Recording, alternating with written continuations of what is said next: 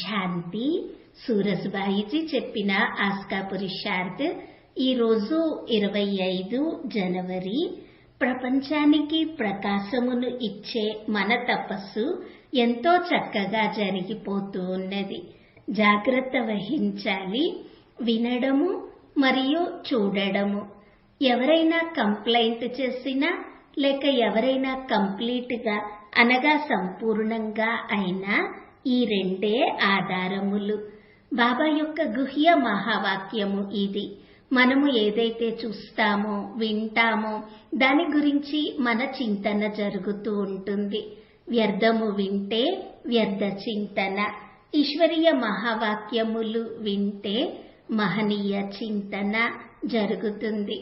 ఒకవేళ మనము ఈ ప్రపంచమును మృతప్రాయము అని చూస్తే, ఇది ఇక సమాప్తమయ్యేదే అని చూస్తే, ఆత్మలని మనము చూస్తూ ఉంటే, అన్నీ వింటూ కూడా దానిని పరివర్తన చేస్తే, నెగటివ్ ను పాజిటివ్ గా మారిస్తే మనము శ్రేష్ట స్థితిలో స్థిరపడగలుగుతాము.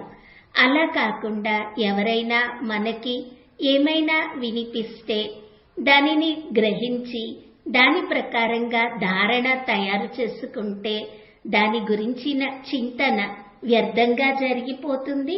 ఇతర ఆత్మల గురించి అవగుణ దృష్టి తయారవుతుంది. ఇక వారితో వ్యవహారము కూడా అలాగే ఉంటుంది.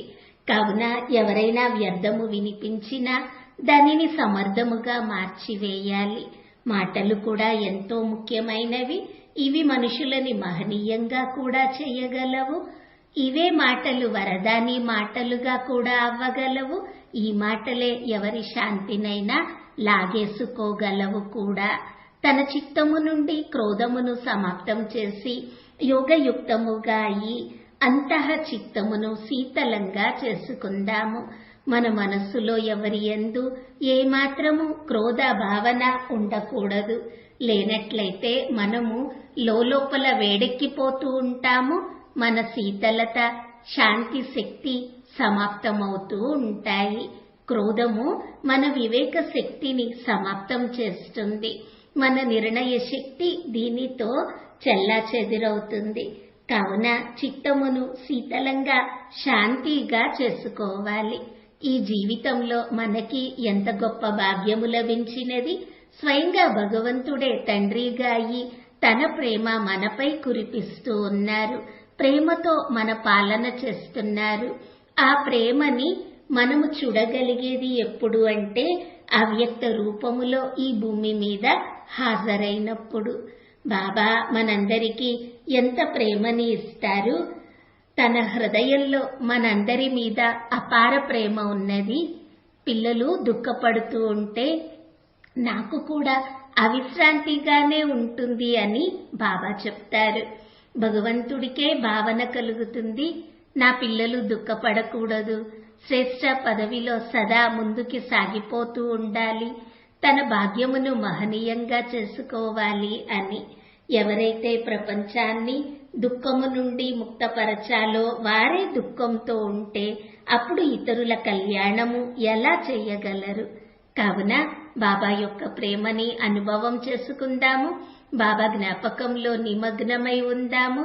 ఎంత ఎక్కువగా మనము బాబా జ్ఞాపకంలో ఉంటామో అంతగా కరెంటు లభిస్తూ ఉంటుంది.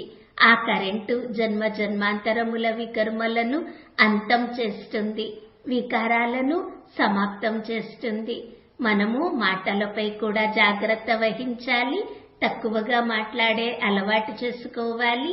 ఎందుకనగా ఎవరైతే అంతర్ముఖిగా ఉండరో, ఓపికగా గంభీరంగా ఉండరో వారికి యోగము యొక్క సుఖము అనుభవం అవ్వదు. బాహ్యముఖత బయట వైపుకే మనల్ని ఆకర్షిస్తుంది. ఎందుకనగా ఈ దేహము పంచతత్వాలతో తయారైనది. కావున ఈ దేహమును పంచతత్వాలు లాగుతూనే ఉంటాయి. కానీ మనము ఇంటికి వెళ్ళాలి. ఇక్కడున్నవన్నీ వదిలి ఇంటికి వెళ్ళాలి. మన 5000 సంవత్సరాల యాత్ర పూర్తయినది. కావున ఈ రోజంతా ఈ 2 అభ్యాసాలే చేద్దాము. మా 5000 సంవత్సరాల యాత్ర పూర్తవుతూ ఉన్నది. పైనుండి బాబా యొక్క కరెంటు నాకు లభిస్తూ ఉన్నది. అలా ఆ కరెంటుని అనుభవం చేసుకుందాము.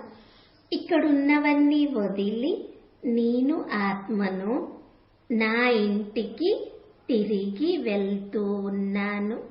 మరలా బాబా వద్ద బాబా యొక్క కిరణముల కింద కూర్చొని ఉందాము. ఇదే అభ్యాసము ఈ రోజంతా పదే పదే చేస్తూ తన తపస్సుని చాలా లోతుగా చేసుకుందాము. ఓం శాంతి.